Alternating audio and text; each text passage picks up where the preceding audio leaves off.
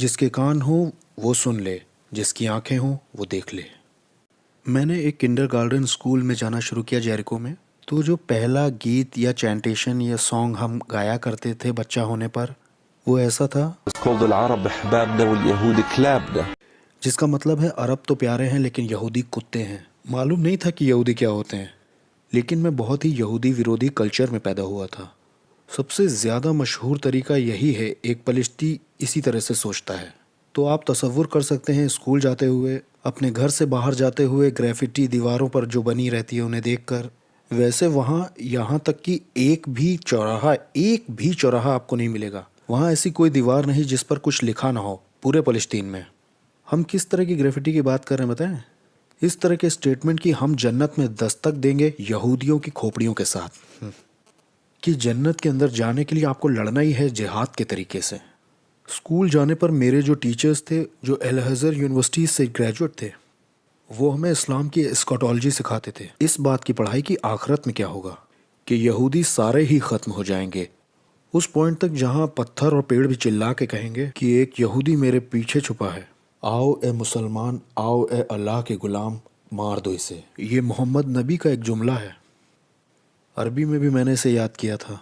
لا تقوم الساعة حتى تغلب طائفة من المسلمين طائفة من اليهود قيل أين يا رسول الله قال في بيت المقدس وأكناف بيت المقدس। यरूशलेम और आसपास के देशों के पेड़ भी चिल्ला के कहेंगे और यहूदियों का खात्मा हो जाएगा। मैंने कभी मुसलमान होने पर पूछा ही नहीं कि इस दुश्मनी की वजह क्या है। मैंने यकीन किया जो मुझसे बताया गया। इस बयानबाजी का और प्रोपेगेंडा का मैंने यकीन किया कि यहूदियों ने फ़लस्तीनियों की ज़मीन चुराई, यहूदी फ़लस्तीनियों को सताते हैं, यहूदी नबियों की हत्याएं करती हैं, यहूदी खेती बिगाड़ रहे हैं और वो ऐसे ड्रग्स की खेती कर रहे हैं कि उनके बच्चे पैदा ना हो। ज्यूज़ एक तरह से इंटरनेशनल ज़ायनिस्ट हैं, सारी दुनिया में हैं, वही कांग्रेस में भी हैं, अमेरिका की मीडिया में भी हैं। वेस्ट पर बड़ा ज़ोर है यहूदियों का और पूरी तरह से यहूदियों के कब्ज़े में है। तो इस तरह का नज़रिया था मेरा मुसलमान होने पर। मेरी शादी हुई एक मैक्सिकन अमेरिकन लड़की से। वो दरअसल कैथलिक थी और मैं उसे इस्लाम में कन्वर्ट करना चाहता था। उसने मुझसे कहा कि मुझे क्यों छोड़ना चाहिए अपना धर्म। मैंने कहा क्योंकि यहूदियों ने बाइबल बिगाड़ दी है। एक मुसलमान आज ये मानता है कि क्रिश्चियंस ने नया नियम और यहूदियों ने पुराना नियम ख़राब किया है। उसने मुझसे कहा कहाँ है करप्शन, अगर तुम दिखा दो तो मैं मुस्लिम बन जाऊँगी। अब मैंने $10 की बाइबल ले ली और पढ़ना शुरू किया। मैं बड़ा चकराया जो मुझे दिखाई दिया उसमें। मुझे दिखाई दिया कि जो इज़राइल हमारा दुश्मन है उसकी नबूवत है ज़मीन पर लौट के आने की।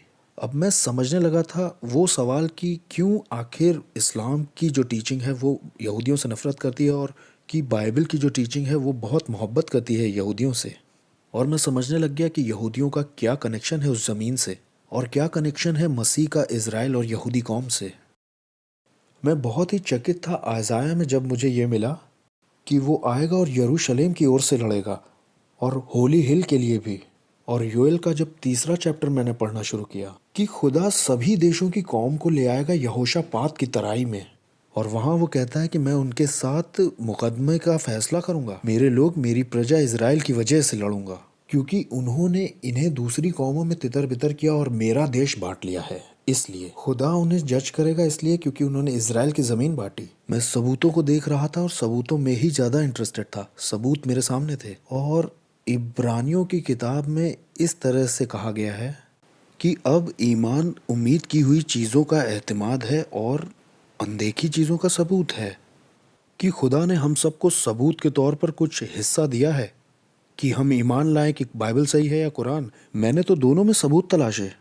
मुझे कुरान इसलिए सही लगती थी क्योंकि उसमें क्लासिकल अरेबिक लैंग्वेज है और इसलिए कि उसमें लिखा है साइंस के सबूतों के तौर पे भी कुछ, कि कुरान में साइंस है। और मैंने लिखना शुरू किया था कि कुरान में साइंस है याद करके, जब मैं बड़ा हो रहा था हाई स्कूल में मिडिल ईस्ट में। और जो साइंटिफिक एविडेंस बाइबल में दिया मैंने वो देखना शुरू किया। बाइबल में कुरान से ज़्यादा साइंटिफिक एविडेंस थे और जिनको कुरान के एविडेंस समझा जाता है वो बाइबल से लिए गए हैं। और फिर मैंने देखना शुरू किया नबूवतों वाला हिस्सा, amazing part of prophetic evidence. और जब मैंने गिना तो 8,352 आयतें थी जो नबूवतों वाले सबूत के तौर पे थी। हिस्ट्री की किसी किताब में इतनी प्रोफेटिक एविडेंस नहीं है। और जब मैं इन सबूतों को तौल के देख रहा था तो मैंने महसूस किया कि मेरे दिल में एक तरह की दस्तक की आवाज़ हो रही है। मैं समझने लगा कि क्रिश्चियन क्या गवाही देना चाहते हैं मुझे। इसका क्या मतलब है कि मैं दरवाजे पे खटखटाता हूँ क्योंकि मैंने अब्राहम और इसहाक और याकूब के खुदा को पुकार लिया था, इसलिए मैं डर रहा था कमिटमेंट करने के लिए। क्योंकि क्रिश्चियन बन जाना इस्लाम में जहन्नुम जाना है। क्योंकि कुरान में कई सारी आयतें हैं डराने की, आप जानते हैं कि तुम्हारी खाल गल जाएगी, फिर आ जाएगी, फिर गलेगी, फिर आएगी, हमेशा हमेशा का यही दुख होगा। लेकिन मैं ये जानता था कि मैंने ये जो सौदा बाइबल में किया है ये फ़ायदेमंद है। लेकिन ऐसा हो ही नहीं सकता कि ये सारे जो एविडेंस बाइबल में दिए हैं ये बस यूं ही दे दिए हों। खुदा ने इन्हें डलवाया है। मैं मसीह को अपनी ज़िंदगी में बुलाना तो चाहता था, लेकिन मैं डरा हुआ था।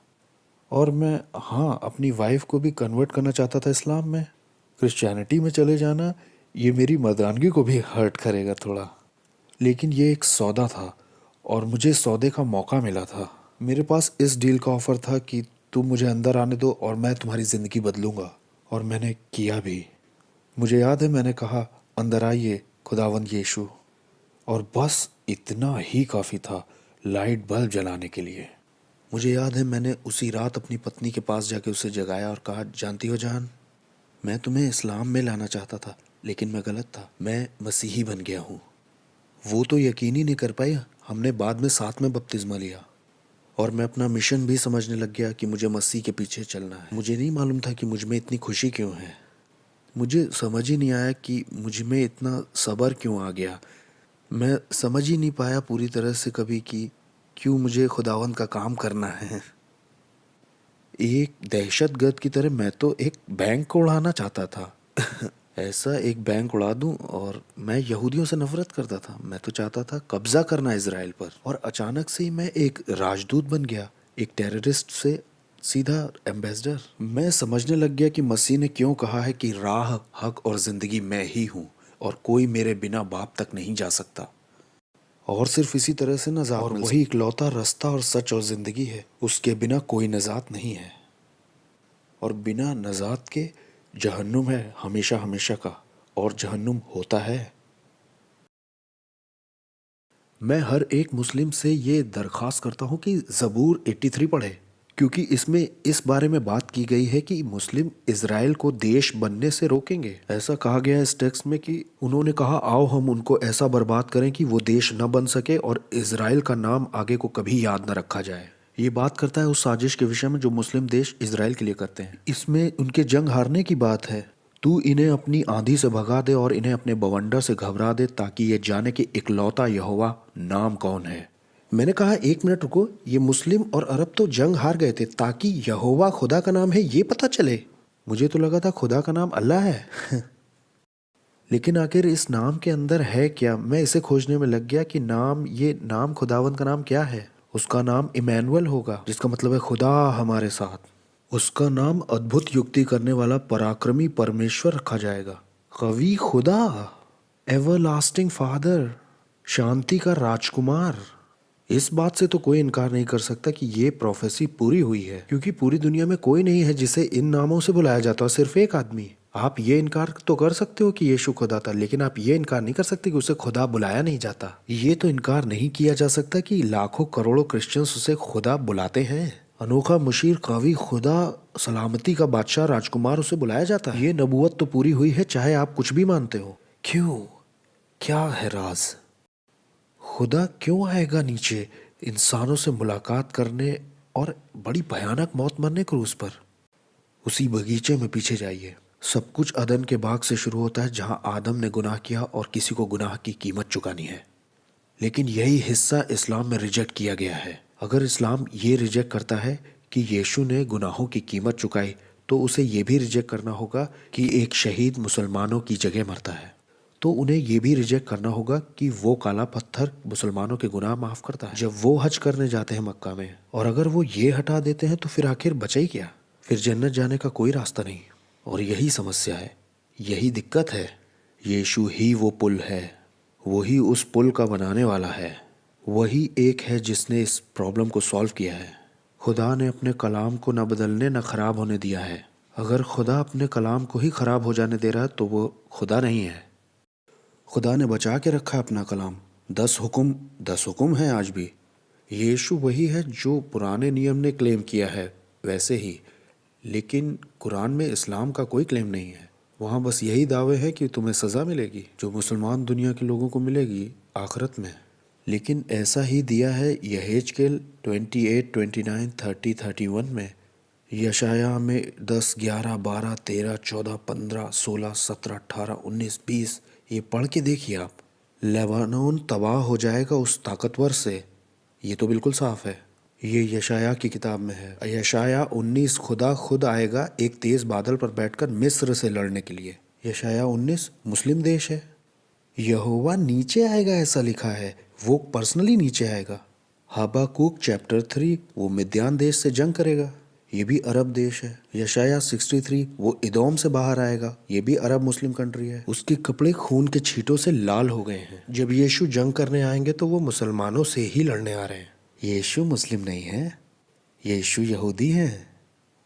मसीह का जो मैसेज है वो हज़ारों साल पहले प्रेडिक्ट किया गया था, और अचानक मोहम्मद जो इस्लाम के नबी हैं उन्होंने एक और मैसेज दिया जो कि बिल्कुल उल्टा है उस मैसेज से। और बाइबल में हमको पहले ही वार्न किया है कि झूठे नबी खड़े होंगे तुम्हारे बीच में, लेकिन खुदा उनमें से भी कुछ लोगों को बचाएगा। और खुदा बचा लेगा कुछ लोगों को और कहेगा बाहर निकलो उनमें से, और उन बचे हुओं को वो लेगा, वो बचे हुए जो इस्लाम से निकल के आएंगे, और उनको वो ये वादा करता है कि उसके साथ हम हमेशा रहेंगे और हम उसके साथ हुकूमत करेंगे यरूशलेम से, मक्का से नहीं। यरूशलेम है पाक जगह, मक्का कभी भी पाक जगह नहीं रही बाइबल में। अब्राहम ने कभी काबा बनाया ही नहीं। अब्राहम तो इज़राइल में रहा था। अगर आप जानना चाहते कि डेविड दाऊद ने क्या कहा है तो उसकी किताब पढ़िए, ज़बूर। अगर आप जानना चाहते हैं ज़करिया ने क्या कहा तो उसकी किताब पढ़िए, ज़करिया की किताब। और उसमें 12 और 14 चैप्टर में ज़करिया की किताब में मुसलमानों को चेतावनी दी गई है, मैं यरूशलेम को आसपास के सब देशों के लिए लड़खड़ाने वाला कटोरा बना दूंगा। घर लूटे जाएंगे और औरतें बेहुरमत की जाएंगी। दूसरे शब्दों में, हाँ, मुसलमान थोड़ा सा कब्जा तो कर लेंगे यरूशलेम पर, और तब बाइबल कहती है कि उनमें से जो सबसे कमज़ोर होगा वो बादशाह दाऊद की तरह लड़ेगा। वो इन दुश्मन देशों से लड़ेंगे और खुदा जीत जाएगा, और यीशु जैतून पहाड़ पर खड़े होंगे। जी हाँ, माउंट ऑफ ऑलिव्स। ये यहाँ पर बिल्कुल साफ किया गया है कि यीशु जैतून पहाड़ पर पैर रखेंगे। खुदा लड़ेगा और उसके पैर जैतून पहाड़ पर पड़ेंगे तो एक भूकंप होगा।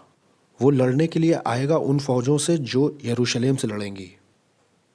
दूसरे शब्दों में, कुरान के पीछे का जो सोर्स है और मोहम्मद के पैगाम के पीछे जो सोर्स है वो बिल्कुल शैतानी है, ये खुदा की तरफ से नहीं है।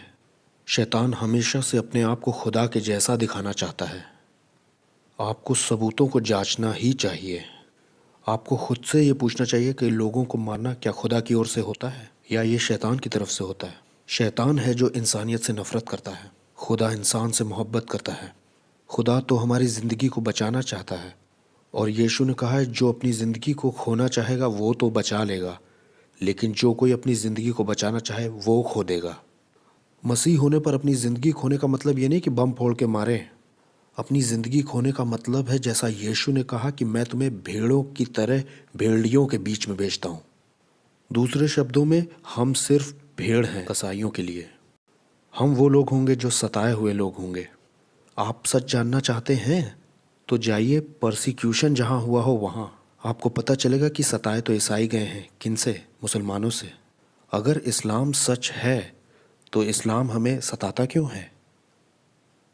और अगर सताने वाले हम हैं तो हम झूठे हैं, लेकिन हम रात दिन मारे जाते हैं। और यही तो बाइबल ने पहले से बताया है। हर रोज़ चिल्लाते हैं, और वो शहीद जो रात दिन जन्नत में चिल्लाते हैं, ऐ मालिक कब तक इंसाफ ना होगा। ये जो शहीद हैं इनके सर यीशु के नाम की वजह से काटे गए। कोई और लोग हैं ही नहीं जो सर काट कर मारते हों, सिर्फ मुसलमान लोग। अब जाग भी जाओ मेरे मुसलमान दोस्त, खुदा सिर्फ 1/6 लोगों को ही बचाएगा जो यरूशलेम पर चढ़ाई करेंगे उस फौज में से। उन लोगों का हिस्सा बन जाओ जिन्हें खुदा बचाएगा और पहले जैसा कर देगा।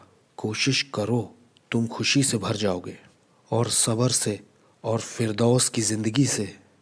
अगर आप मार भी दिए जाते हो तो सच्चे शहीदों में आप शामिल होगे, मसीह के साथ हमेशा के लिए। मैं अपने परिवार के लिए भी दुआ करता हूँ। ज़्यादातर लोग ये सोचते हैं कि अगर आप मुस्लिम बैकग्राउंड से ईसाई बनते हो तो आपको अपने परिवार से नफ़रत करनी है। सच तो बिल्कुल इसका उल्टा है कि परिवार हम ही से नफ़रत करने लगता है। इसीलिए हर मुसलमान को ये सवाल पूछना चाहिए कि हम अपने परिवार से नफ़रत क्यों करेंगे, बल्कि हम तो परिवार से मोहब्बत करते हैं। क्योंकि बाइबल ये कहती है कि अपने दुश्मनों से मोहब्बत करो और जिन्होंने तुम्हारे साथ बुरा किया उनके साथ अच्छा करो। तो हम मसीही अपने परिवारों से मोहब्बत रखते हैं और हम लोग लगातार ये दुआ करते हैं कि वो लोग भी पढ़ें बाइबल को। कुरान सच नहीं है, बाइबल है। आपको सच मिल ही नहीं सकता जब तक आप बाइबल में नहीं जाते और पढ़ते कि बाइबल क्या कहती है। और मैं हमेशा अपने परिवार के लिए दुआ करता हूँ कि वो बाइबल पढ़ें। मैं दुआ करता हूँ अपने ख़ानदान के लिए कि वो भी दुआ करें अब्राहम, इसहाक, याकूब के खुदा के नाम में। खुदा सिर्फ इकलौता खुदा जो कि सच्चा खुदा है, कि उसके नाम में दुआ हो सच जानने के लिए। और यीशु ने ऐसा कहा, और यही दुआ मैं उनके लिए भी करता हूँ कि वो ढूंढे अपने सारे दिल से, अपनी सारी जान, अपनी सारी ताकत और अपनी सारी अक्ल से खुदा को। अगर आप सचमुच ढूंढते हो अपनी दिलो जान लगाकर उसे, तो मेरा यकीन कीजिए आप उसको पा लोगे। सच तो यह है कि वो आपको पालेगा। बाइबल एक नक्शा है। खुदा के पास एक ही नक्शा है, लेकिन शैतान के पास और नक्शे भी हैं। शैतान का जो नक्शा है वो ले जाता है चौड़े दरवाजे तक, जिसमें उसने कल्ट्स बनाए हैं, मजहब बनाए हैं, बहुत सारे इज़म्स बनाए हैं। और खुदा ने एक पतला दरवाज़ा बनाया है जिसमें उसने बताया है कि डिटेल में फ्यूचर में क्या होगा। मेरा मतलब है ये बहुत अमेजिंग है। एक मुकदमे को इस्टेब्लिश करने के लिए कितने सबूत चाहिए। मैं मानता हूँ कि जो नबूवतों वाले सबूत हैं वही पूरी तरह से काफ़ी हैं। मैं अपनी पूरी ज़िंदगी खर्च कर सकता हूँ इस बारे में बात करते हुए जो बाइबल में प्रोफेटिक एविडेंस दिए हैं। जब मैंने कुरान में देखा तो मुझे उसमें ज़्यादा कुछ नहीं मिला, बस इतना ही कि रोम और फारस में जंग होगी और रोम हार जाएगा और आखिरी में वो लोग जीत जाएंगे। ये कोई बड़ी नबूवत नहीं है। غُلِبَتِ الرُّومُ فِي أَدْنَى الْأَرْضِ ये कुरान की नबूवत में से है। ये ऐसा है कि फुटबॉल की टीम एक मैच खेल रही है और एक को तो जीतना ही है। और भी नबूवतें हैं कुरान में, और कुछ हदीस में भी दी हैं नबूवतें, लेकिन वो नबूवतें बाइबल से बिल्कुल उल्टी हैं। ये नबूवतें बाइबल से ली गई हैं और इन्हें बहुत पेचीदा बना दिया गया है ताकि मुसलमानों का ही नुकसान हो जाए। एक मुसलमान को मोहब्बत करना उसे सच बताना है। मुसलमान से मोहब्बत करना उसको उसका अंजाम बताना है। अगर मैं जहन्नुम जाने वाला हूँ और आपके पास सच भी था और आपने ये सच मुझे बताया नहीं, और अंजाम मेरा ये हुआ कि मैं जहन्नुम चला गया हमेशा के लिए, तो मैं आपको ही लानत करूँगा जहन्नुम से सच ना बताने के लिए मुझे। एक मुसलमान को सच बताना हमारा ईसाई होने की सबसे बड़ी जिम्मेदारी है। हम मुसलमानों से नफ़रत नहीं करते। उन्हें मोहब्बत जताने का मतलब है कि उन्हें हमेशा की सज़ा से बचा लेना। और इसीलिए कुछ मुसलमान सोचते हैं कि ये नफ़रत का मैसेज है, ये नहीं है मोहब्बत का मैसेज। हमें मुसलमानों से कोई नफ़रत नहीं है। अगर मैं गड्ढे में गिरने वाला हूँ, मैं चाहूँगा कि आप मुझे रोकें, क्योंकि अगर मैं गड्ढे में पड़ के मर जाता हूँ तो तुम्हारा दोस्त होने का क्या मतलब बना। मैं आपका दोस्त हूँ क्योंकि मैं आपसे मोहब्बत करता हूँ। मैं चाहता हूँ कि आप पाओ हमेशा की नजात मसीह के साथ। मुसलमान ये सवाल कर सकते हैं कि क्या तुम सही हो और 1.3 बिलियन मुस्लिम्स गलत हैं दुनिया में। ये सवाल मुसलमान मुझसे भी पूछते हैं। एक मिनट रुको, तुम हमसे कह रहे हो कि तुम सही हो और 1.3 बिलियन लोग दुनिया में गलत हैं। अगर आप यकीन करते हो कहानियों पर, अब्राहम, नूह, मूसा, यीशु, किसी एक को भी ले लो, वहाँ हमेशा यही बात तो थी कि एक ही आदमी सही था और बाकी पूरी दुनिया गलत थी। नूह सही था, बाकी सारी दुनिया डूब गई। मूसा सही था, अब्राहम सही था, यीशु भी सही था, बाइबल के हाकिम सही थे, जकरिया सही था। एक आदमी सही था और बाकी सारी मेजॉरिटी गलत निकली। सच जो होता है वो सियासी इलेक्शन में नहीं मिलेगा, डेमोक्रेसी और सच ये दोनों अलग अलग चीज़ें हैं। सच सच ही होता है, एक आदमी सही हो सकता है और बाकी सारे लोग गलत हो सकते हैं। जो इस्लाम से कन्वर्ट हुए वो सही हैं और जो मेजॉरिटी ऑफ मुस्लिम हैं वो चौड़े दरवाजे में जा रहे हैं। उन्हें मुड़ना पड़ेगा पतले दरवाजे की तरफ। मुझे मालूम है आप में से बहुत सारे यकीन नहीं करेंगे क्योंकि आप शायद चौड़े दरवाजे के लिए हैं, लेकिन अगर आप पतले दरवाजे को चुनते हैं तो ये है नजात।